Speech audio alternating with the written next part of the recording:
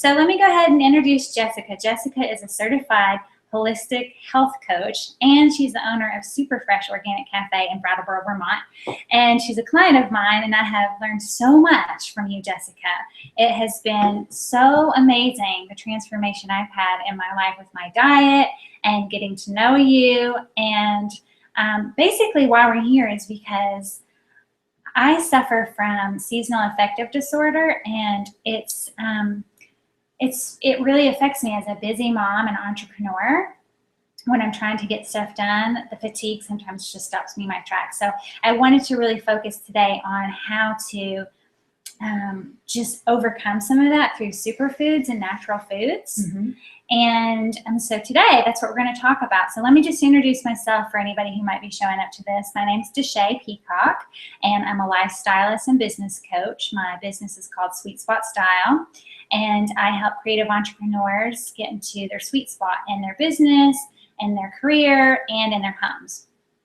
And so today, we're just going to dive right in. And I'm so sorry that you can't see us. We're on YouTube, and for some reason, YouTube is not showing us the video, but I hope that you get value from this anyway. Maybe we'll try to record this some other time and not do it live so we can have a recording. But anyway, I hope that you guys will stick around and just listen to these awesome tips that Jessica has. So we're going to just start off, and Jessica, why don't you share your top tips for dealing with the winter blues?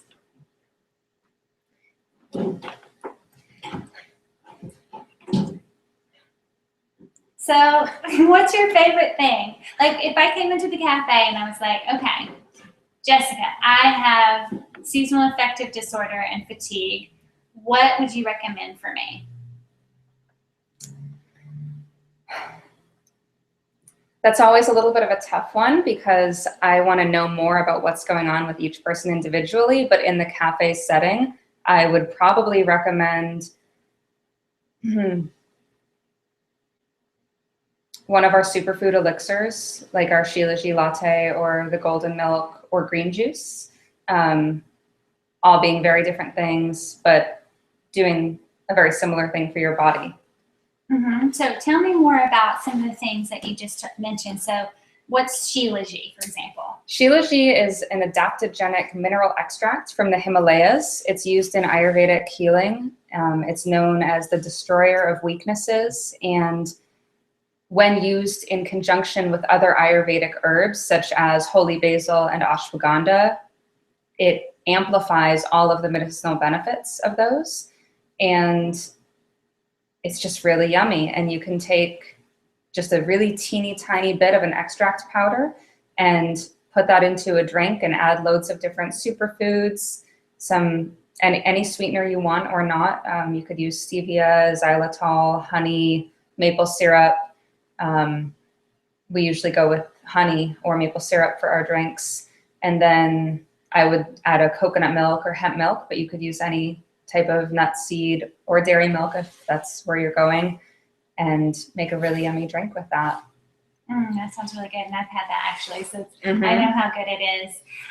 Tell us about your top 7 things. I know that you have a list here of 7 things that are your favorites that you want to share, and I know it's really hard because there's so many things. Yeah, I don't want it to be overwhelming because once you get into it, it can be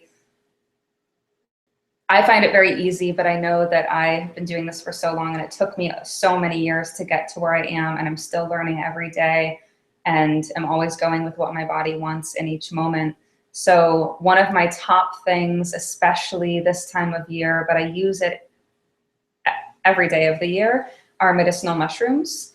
And the 2 that I would recommend the most for immune boosting effects, they're anti-inflammatory, lower blood pressure, antibacterial, so the list goes on, anti-cancer, used in traditional Chinese medicine a lot, are chaga and reishi. Both of those grow locally here in Vermont and across this type of climate around the world. You want to know where you're getting it from, because harvesting it can be unsustainable. So finding a good supplier, which will have links coming in an email after with the recording, right? Yes, we'll send everybody these, and I'm just going to hop in the chat and just write the name of the mushrooms that you just mentioned down so that people can see how they're spelled and everything. But yeah, we'll send out this list to everyone. Yeah, so the first one I mentioned was chaga, and that grows primarily on birch trees. It looks like a piece of burnt bark.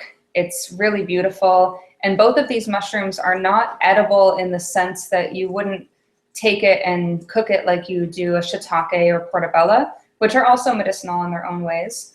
But the chaga and the reishi, you would take more, you would brew it down as a really strong tea. You could make a broth with them and other things. I use those mushrooms a lot. Like I'll have a pot going on my stove. Actually, right now I have a pot on my stove with chaga and astragalus and some other herbs. And I just always have that going. And then if I want to take some of that liquid so I can make a chai from it, or use it when I'm cooking rice, or I'm making a soup and use some of that as my soup stock. So I get those benefits anywhere I'm drinking or consuming any liquids at all. And it just amplifies the health benefits. And you can keep it on your stove. You don't have to put it in the fridge because it's antibacterial. It won't grow anything on it. I always bring it back up to a boil anyways, just in case. And you can keep brewing it and brewing it because it takes so long to get all the medicinal qualities out of these mushrooms. I mean, you'd have to simmer it for at least 3 hours to get its true medicinal qualities. But then you can keep brewing it and brewing it over and over again. So you can reuse that same mushroom chunk, if you will, for a while. If you're using a powder, you'd want to change it or add more frequently. Okay, so just to review, the first thing that you recommend is medicinal mushrooms, and that's chaga and reishi. And thanks for explaining. Did I say that right? Reishi? Yes. Okay. And there's so many more, but those are my top two. Those are your top two. Okay, awesome. And so what's your second favorite thing? My second favorite thing are adaptogenic herbs and superfoods. And adaptogens are natural substances considered to help the body adapt to stress and to exert a normalizing effect on the bodily process. They're generally very safe for everyone, although you always want to triple check, especially if you are pregnant or nursing. A lot of the adaptogenic herbs, so they help to regulate your body based on what it needs at any given moment. If you are experiencing something, it will know and help you balance that out. So one of my newfound things, just as of a couple years ago, is Shilajit, which we talked about briefly earlier. It's a mineral extract from the Himalayas. And it's a destroyer of weaknesses, amplifies the medicinal qualities of other Ayurvedic herbs when taken in conjunction. And I like taking that mostly with holy basil and ashwagandha, which are really nourishing, powerful adaptogens that I take almost on a daily basis, although I try to take gaps and mix things up. Like I've been doing a Shilajit latte almost every day recently, which we currently have at the cafe. And this morning I was like, I'm doing too much of that. I think I'm going to go for a golden milk, which we'll talk about later. Because if you take it every day, sometimes they'll have less of an effect on you because your body's getting so used to it. So mixing it up is really important. So we were talking about this before, and I have to can I tell them what we're talking about? So when Jessica came in, she started telling me all this stuff, and I was like, wow, like if you tell people, like your body will know. I think some people will feel like their body will know, and some people won't. So let's just make a little analogy to like coffee, right, or tea. So if I haven't had coffee for a long time or tea for a long time, and then I drink it, and I get the caffeine buzz. And so then I'm like, oh, wow. But if I drink it every day, then that kind of goes away and you have to drink more. So is that the same for these herbs? Like when you say your body will know, you'll be like, oh, this isn't having such an effect on me, or let me try this other thing? It is similar because your body will definitely get used to what you're taking and the effects may not feel as profound. Although a lot of these are so subtle and so safe, although if you haven't taken something like this, you will definitely, most people I know would feel it. I don't want to say everyone will, but you'll definitely feel something powerful whatever that means to you. Usually some sort of boost in energy, relaxing of the nerves, / delicious. And I just find that when you take something on repeat for too long, it can diminish the effects. Different things you could take every day forever.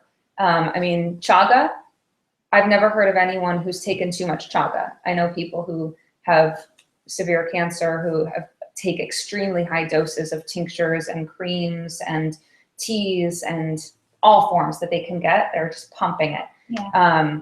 Things like nettles, which we'll get to next, and a few of the other herbs are a lot safer, but two other adaptogenic herbs and superfoods that I like to use a lot are astragalus, which you can actually add to your medicinal mushroom broth. It's a really great root.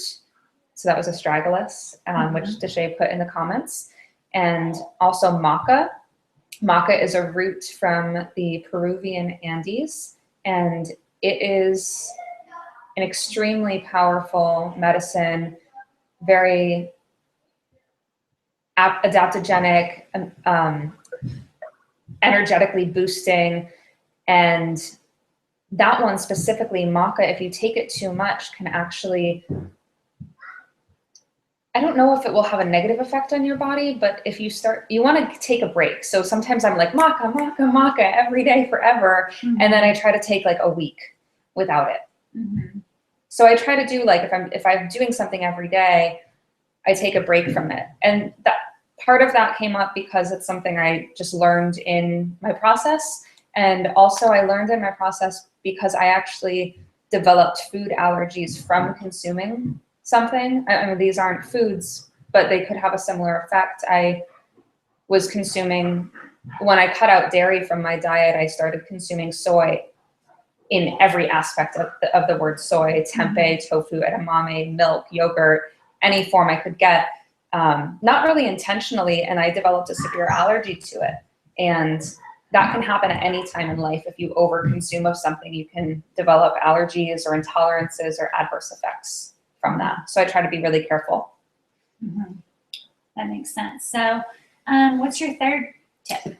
I love nourishing herbs. I mean, they just sound like they're giving you a hug. I mean, we're actually drinking nettle and horsetail tea right now, which is so good. Nettles are so amazing. I love when they're fresh, when you can go out and harvest them carefully, because they can be painful. But they're so nourishing, and you can have them dried and add them to different, I mean, you could add those to soup stocks too. Really anything. You could make a little salt shaker and add it to anything. It's so good.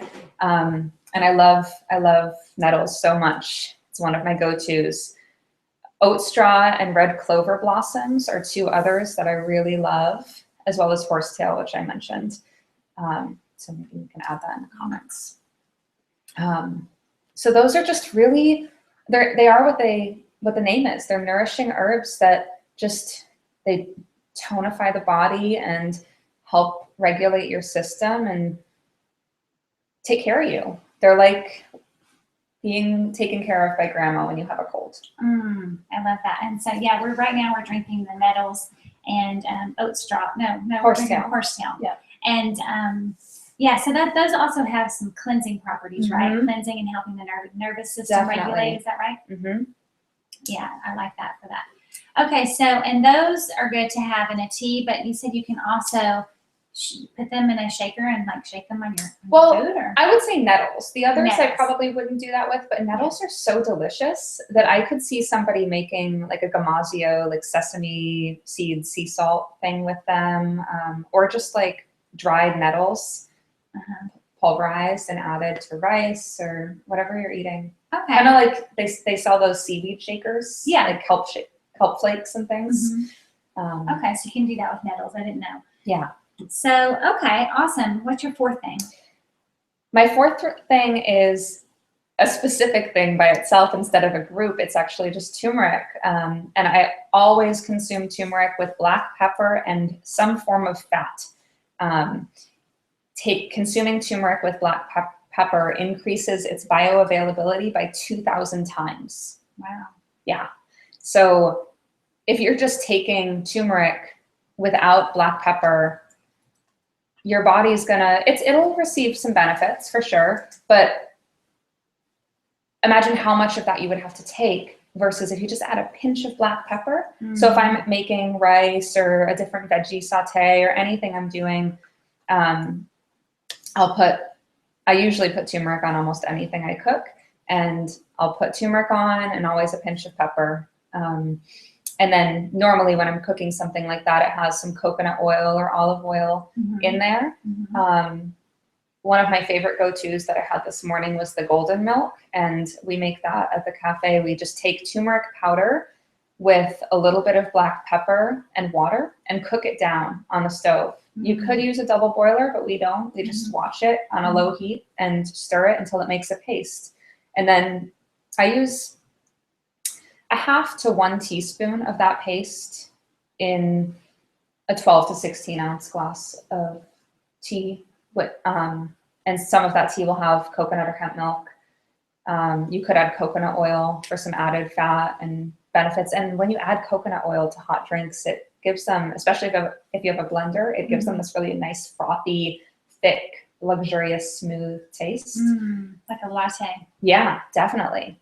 And then taking that turmeric with fat on top of black pepper also just helps the absorption in your body. And we need to debunk the word fat, because it's not a bad word. If you're taking the good fats, they can actually make you skinny.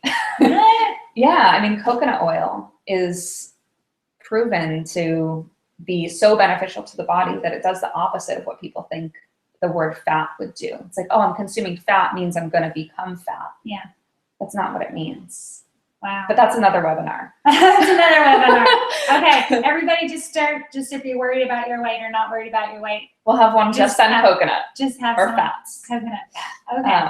So yeah, turmeric, you can really add to any meal, soup, and then golden milk, which I can share a link to turmeric paste, and then you can make your own with whatever you're doing.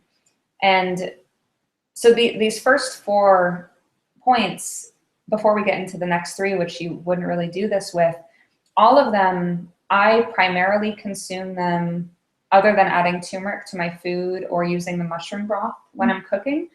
I primarily take them as drinks, different hot drinks. And this time of year, that's so good. I mean, we go for like, wake up and we want that hot cup of coffee. And instead we can create this ritual, because that's one of my things about coffee is I love brewing my water and, boiling my water and then grinding my coffee, getting my French press set. It's this whole ritual that I wake up to. And I found that when I switched to making juices, it's the same type of thing. It's a little different, but going with the hot elixirs is so much more similar to coffee. I mean, you could literally do it in a French press. So it's almost like you're making coffee. Yeah. And some people actually do a coffee alternative with chaga, where they'll use chaga and chicory root and carob and astragalus and different herbs. And you can find blends that are out there. Chaga Cafe or herbal coffee blends usually have that in it. Yeah, because like what we're talking about, people really get set in their rituals. And like I used to drink coffee, and caffeine is really bad if you have seasonal affective disorder or adrenal fatigue or any kind of problem with low energy. Caffeine can actually have the opposite effect. It can make you tired, or worse, you're going to have the high ups and downs. And so I've slowly gotten off of all caffeine now, and now I'm drinking herbal tea and the teas that you recommended, the nettles and the horsetail and all that. But it's a big transition. It is definitely a big transition. So I love that you have that you recommend like the Shilajit latte. It's super fresh because it feels like you're drinking coffee, kind of like it has that feel. And even just the ritual at home of boiling the water and getting out the herbs, and instead of it being coffee, it's the herbs. But it takes a little while, but I am telling people it's totally possible, because it took me a long time, but I'm doing it, so I know it's possible. And what happens is you feel so much better that you want to stick with it. Yeah. Like, I can't drink any kind of caffeine now at all because it's just too much. Yeah. It's actually anxiety producing. It is. And I love that you brought up the adrenal fatigue, because that completely left my mind when coming into this webinar, although it's been something I've been working on for a long time personally, and so many people I know are going through. And everything that we're talking about here are positive, helpful, nourishing ways to help adrenal fatigue and balance out your system. And adrenal fatigue is something that's so many people have, especially entrepreneurs and just people who are like that go get it attitude in life and always on the go, got to get things done, like you and I and many people we know and surround ourselves with. We don't take care of ourselves because we're so focused on the bigger vision and what we need to get done. So focusing on that is so great. Yeah, so this is lifestyle changes. Definitely. And so one thing that I like to do, like if I'm making a goal, and this is kind of taking it to the next level, so I'm just going to leave it here, but no pressure. One thing that I love doing is, if you're not ready to cut coffee out yet, make that chaga tea. And instead of brewing your coffee with hot water, use the chaga tea in when you're making your French press or doing your pour over. So you can get the benefits of that. Or you can make your nettle oat straw astragalus tea and brew your coffee with that. And then blend in, your shilajit and maca and make this crazy superfood herbal coffee. Yeah. And that was something I started doing. I was like, how could I ever drink coffee plain again? Because at least I'm getting all this other stuff. And then eventually I just needed to stop the caffeine. Yeah. Does it taste different when you add that stuff? I mean, obviously. I think it tastes a lot better. Yeah. I mean, I love coffee. Yeah. I love coffee and I can drink it black any day, but maybe it's part of me because I just feel so involved and it seems more exciting, but I think it tastes amazing. And a lot of those things are roots or really earthy plants. So they have that grounding, earthy, rooty coffee type flavor. Yeah. They're in the same palette. Awesome. All right, well, let's move on to step number 5 or tip number 5. Yeah. So this is something that you would take this time of year. You can really start taking it daily. I actually took a shot of some elderberry elixir before I came over here because I was starting to feel a little something in my throat. And this is something that I was talking to Deshay about earlier. I was saying how I'll take all of this year round, but these specific things, in the summer, it's usually only if I feel like I'm getting sick or everyone around me is coming down with something or something like that, where in the winter, I take it almost daily or at least a few times a week. So there's fire cider is a really amazing, powerful elixir that is an apple cider vinegar infusion of, traditionally there's like garlic, onion, hot peppers, horseradish. I'm forgetting some other things. Different people add rosemary and thyme and different herbs. And then once you have that infusion made, you strain that out and add honey. And it's this sweet, syrupy, powerfully potent medicine that kicks a cold in its face. Okay, so those are really good for immune boosting during the winter to avoid getting sick. Yeah. And just keeping you balanced. Definitely. And I mean, this is something that's potent medicine that you would only take 1 or 2 ounces of. You could add it to hot water, the fire cider, or we sometimes make salad dressings with it or make a soup with it in the broth. The elderberry syrup, I wouldn't really do any of those things with. Unless I was making a hot chocolate drink, maybe I'd put it in there. And one of my favorite elderberry syrups is made in Maine from Herbal Revolution, and we'll put that link in the email that we send out. She actually adds medicinal mushrooms to her elderberry syrup, so it's this extra potent. The elderberries are so cold and flu season medicine. I've seen that a lot. And a fire cider kids might not like, but elderberry syrup is so delicious. I mean, you can put it on your pancakes, really. Yeah. Yeah, okay, so that's awesome. Those are two good things to remember. I put those in the notes. That's the fire cider and the elderberry syrup. So what's tip number 6? Tip number 6 is something that I was slightly hesitant to put on a winter wellness list, and that's green juice. I love all fresh pressed juice, but honestly, I really only drink green juice. That's just part of my personal preference. The root vegetables for me have a little too much sweetness when the fiber is stripped away, like beets and carrots. They're delicious, but it's a little too much for my body, and I have issues with sugar intake and candida problems. So the green juice is just, I mean, how much produce goes into that 8 ounces or 12 ounces of juice that you're drinking is such a powerful kick.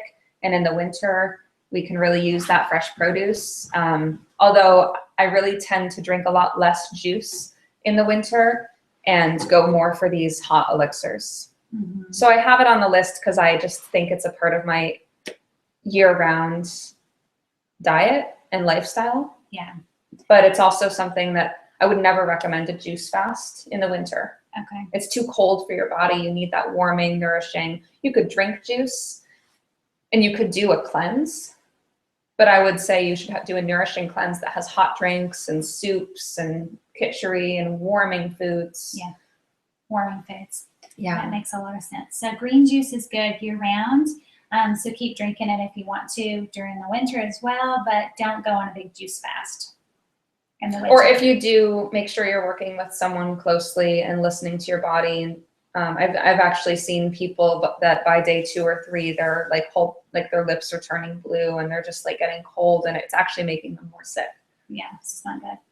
Okay, what about your last tip? This is your last tip, right? You have 7? Yes, I have 7. What's this one? My last tip is fermented foods, which again is an annual thing. But I mean, if you think about it, fermented foods, I mean, we're making them and consuming them in terms of history. So we have something to eat year round in the winter supply. You know, spring, summer, fall is such an abundant time for harvest and produce that you don't really have to worry as much. But in the winter, you need to stock up and make sure you're ready to go. And another benefit of fermented foods is all those probiotics and beneficial bacteria that are in those foods. Mm-hmm. My favorites are kimchi and sauerkraut for the foods. And you can there's so many varieties of both of those things. And then my favorite drinks are kombucha, kefir water, and probiotic ginger ale.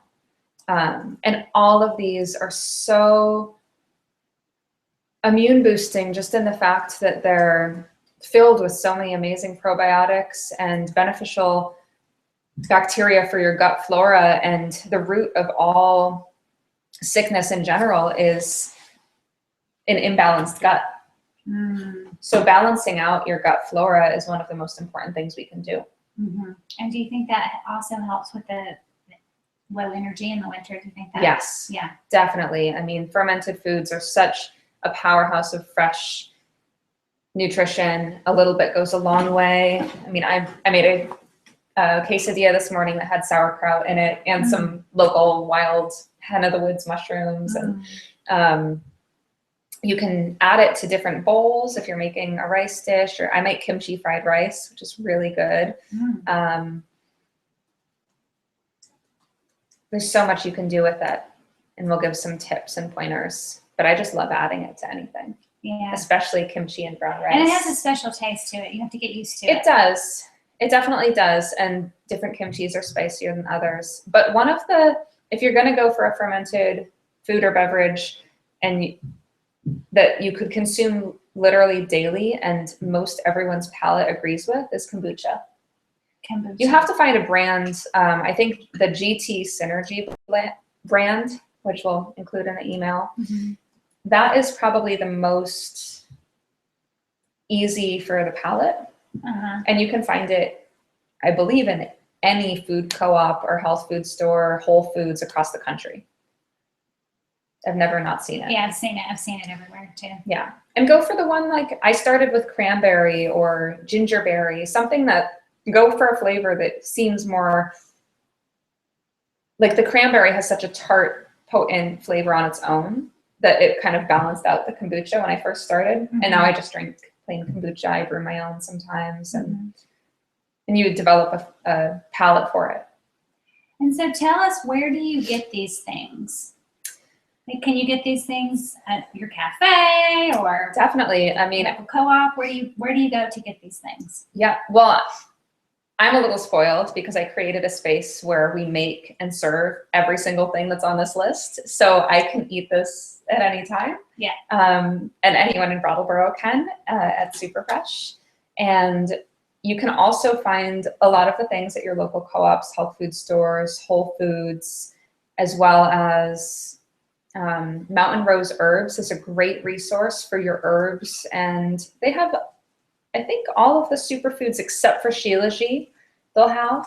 Mm-hmm. So Mountain Rose Herbs is based in Oregon, and they actually have wholesale prices for the herbs. The more you buy, like if you buy over a certain number of pounds, Mm-hmm. you'll get a bulk herb discount. So if you know other people who want to go in on orders, it's even better to go in together, especially because the shipping can be more expensive with Mountain Rose. So you want to make sure, like, get like a big supply and have it last. Split it. Yeah. And then another great resource is Ultimate Superfoods. I trust their products so much. That's where we get most all of our superfoods at the cafe. Mm-hmm. So that's where you can find Shilajit, maca. I like taking ashwagandha and holy basil in their extract powders. Mm-hmm. You use 1/8 of a teaspoon for one dose. And you can work up if you're taking it all the time. I'll usually do 1/4 teaspoon for myself, but for customers, I never do unless they want extra. Yeah. Because it's so strong, and a little bit goes such a long way. Okay, that was a question that someone had asked earlier. It was, what's the difference, or which one's more potent, between a tea, a powder, and a tincture? Well, and then there's the extract powders. And then there's the extract powders. So it depends on what herb or superfood you're taking, but in general, tinctures and vinegars or elixirs will be more potent than tea. Mm-hmm. But how often are you going to take the tincture? Yeah, elixir, which I actually do. Or vinegar. Yeah, I actually do like it. If I have them on my counter, I actually do like. And some of them taste good, like holy basil. Sweet. Yeah. Oh, the holy basil is great. Yeah, that's an easy one. Yeah. So you see, it's on my counter. I take that one all the time. Yeah. But okay. So but ashwagandha is pretty gross as a tincture. It's strong. Yeah. I like it because I just love ashwagandha, so I don't care. Yeah. But has a bad taste. It's not good. Okay, so you're saying that tea is sort of the lightest. You have to drink a lot of it. Tinctures are good, but if you're going to do it, and then the strongest form are the powders. Extract powders and tinctures might be in a similar playing field. Okay. I don't want to say definitively without a scientific backing, but the extract powders are so concentrated. Mm-hmm. And I feel like you would consume more of that than you would of the tincture. Yeah. Because you can make it taste good in a smoothie or a hot drink, or those are the two top ways I use them. Versus tinctures, you're just going to take it as a tincture and it's kind of gross. Yeah. And it feels like you're taking medicine versus making a delicious drink, which you're going to do way more. Yeah. And you can add this to your hot chocolate in the winter by the fire, Awesome. Which is nice. I love it. Okay, well, we have been talking for a while, and so we're going to start to wrap it up, but I just want to share a few lifestyle tips that have worked for me, and this, basic stuff that you hear about, how to boost your energy in the winter if you're experiencing adrenal fatigue or if you're experiencing seasonal affective disorder. And, these are things that I've just been doing over the years because I've lived in New England now for 10 years, and I really don't like the winter, but I'm finding ways to make it work because there's a lot of good things about it.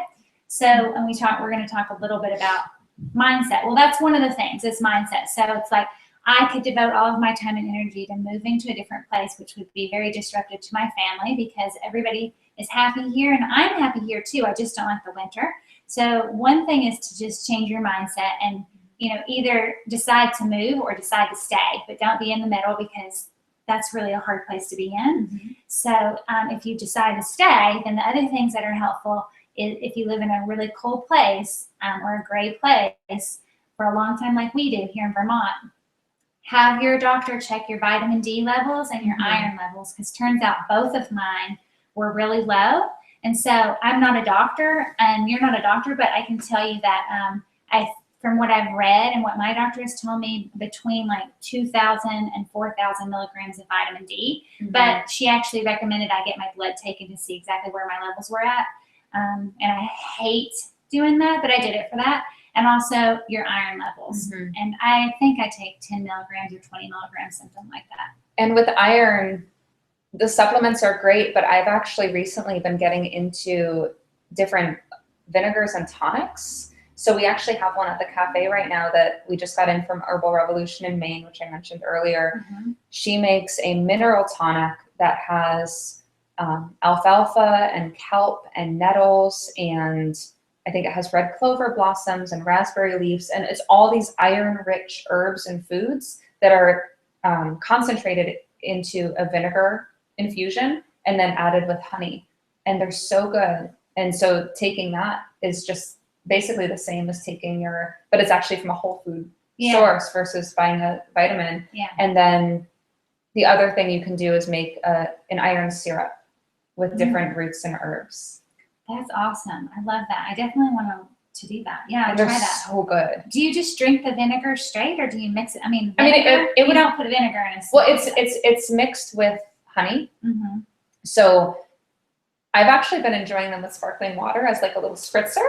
Okay. That makes it a little bit more exciting and bubbly. But you could also just, I mean, this type of thing, you would only take 1 or 2 ounces. 1 or 2 ounces. Yeah, so it's not like drinking 8 ounces of vinegar. That would be insane. That would be too much. Okay. So yes, so awesome. So I love that you're helping me. I'm learning right now. I'm learning as we speak that you don't have to necessarily take an iron pill, but there's other things that you can take. So these elixirs you're mentioning. And what else? Let's see. Oh, just getting outside. Like, I just don't like to feel cold. And so it took me a long time to accept the fact that I was living here, which meant that I didn't buy a proper down coat until a couple of years ago. I've lived here for 10 years. This is the first year that I actually have proper winter boots, because I don't, you know me, I like to wear cute little dresses and like thin tights. And everybody's like, you have to dress warmer. That's why you're cold all the time. And I'm like, but I don't even want to go out if I have to put on ugly boots. And so I went ahead and I just invested. I will say it was an investment. I spent money. I didn't want to spend money on boots that I felt were ugly, that I didn't want to put on my feet. So I finally found some boots that I felt like were, cute, and that also had nice tread on the bottom. And so now I feel like it's going to be easier to get outside. So I would say, think about what makes it hard for you guys to go outside in the first place. Like, is it because you don't want to wear ugly shoes, you don't have the proper coat, or can you find something? Because everybody be like, well, if you just ski, you would love it here. And I'm like, yeah, but I don't want to ski, and I have no interest in that. But I do need to get outside, and not everybody can do this, but we got a dog, and now I have to. And so I'm walking her every day, twice a day, probably 20 minutes. And I'll have to continue to do that. So I feel like the combination of making myself go out to walk and having the boots will help me get out in the winter. It's so interesting because I'm exactly the opposite. I mean, I have been skiing since I was 3, so I've always had this outdoor activity, and I instructed skiing for 8 years, and I snowboard too, and I love the snow. I can't wait for the first snow. I'm like so eager. You're crazy. I'm so eager. But I actually love my wardrobe in the fall and winter is my favorite, because I'm like, oh, my scarves and my hats and my gloves and my boots and my socks with my boots, and I love it. It's my favorite time of year. That's funny. So it's interesting hearing the opposite. Yeah. Well, you probably do a lot better than I do. And then the last thing I would say is just to find something that you are excited about, that you can look forward to. And for me, that's actually leaving. That's getting the hell out of here. And everybody who knows me knows that I go to Mexico every year. And this is a big deal because, a lot of people might say, well, that's extreme. Like, can't you figure out a way? And it's like, yeah, I am figuring out a lot of ways. Like, look at all these herbs. Look at, I'm learning about this stuff. I know nothing about this. I'm trying, I'm walking, I'm doing all this stuff. But for me, I also have to just have something to look forward to and know that I'm going to be somewhere warm. And so I go to Mexico every year and I lead this retreat. And it's very helpful for me, but it's also part of, you know, my higher purpose. And I love leading these retreats. And so I just wanted to just, you know, let you guys know that it's okay. You don't have to feel selfish. You know, people are like, oh, that's selfish. You're leaving, like, are you leaving your family for a whole month? Are you taking your daughter? There's all these kind of judgmental questions around it.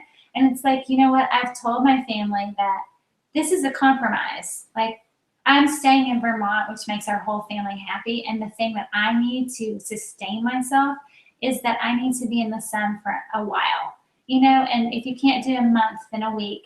But basically, as soon as it starts getting cold, if I know that in February I at least have a week for me, a month is better, 3 months is even better, then when I start to get grumpy and that negative mindset comes in, then I can be like, okay, well, I know that it's not going to last forever. I have this nice break, and I'm going to have this fantasy where I leave for a little while, and I'm completely immersed in the sun, and I have that vitamin D, and I get to wear little short dresses, whatever, and it just feels good. And so also I just want to invite you guys, if there's anybody who's watching who's like, that sounds so amazing, that sounds so fun, I want to come with you, go on my website, I'll send a link, and you're invited. Come with me. If you're a creative entrepreneurial woman, that is. Sorry, guys. If there's any guys listening, it's just for women. But we get together, we think big, we vision big, and we play, we have fun, we take care of ourselves, and we upgrade our lifestyle and our business. And I hope that you can come, Jessica, because you can help us, like, you can bring some of these superfoods and we can all try them. That'd be awesome. I really hope I can too. If not this year, definitely next. Awesome. Well, any last words of wisdom? Tell me the name of that place that you mentioned that was Ultimate something. Superfoods. Okay. And any last words of wisdom you want to share with everybody here? Just don't be intimidated, and start small and go on your journey, and know that yours is going to be different than everybody else's, and that's fine. And you'll get to wherever you want to be in your own time, and that's so beautiful. That's awesome. And where can we find you? You can find me at superfreshcafe.com or on Main Street in Brattleboro. Yay, everybody go to Superfresh because the food is awesome. I love it. Thank you. Thank you so much. Thank you. And again, I apologize that you guys can't see us. Hopefully you can hear us. Maybe we'll redo this and actually have a video where you can see our faces. But until then, thanks so much for tuning in, and we'll see you next time. Bye.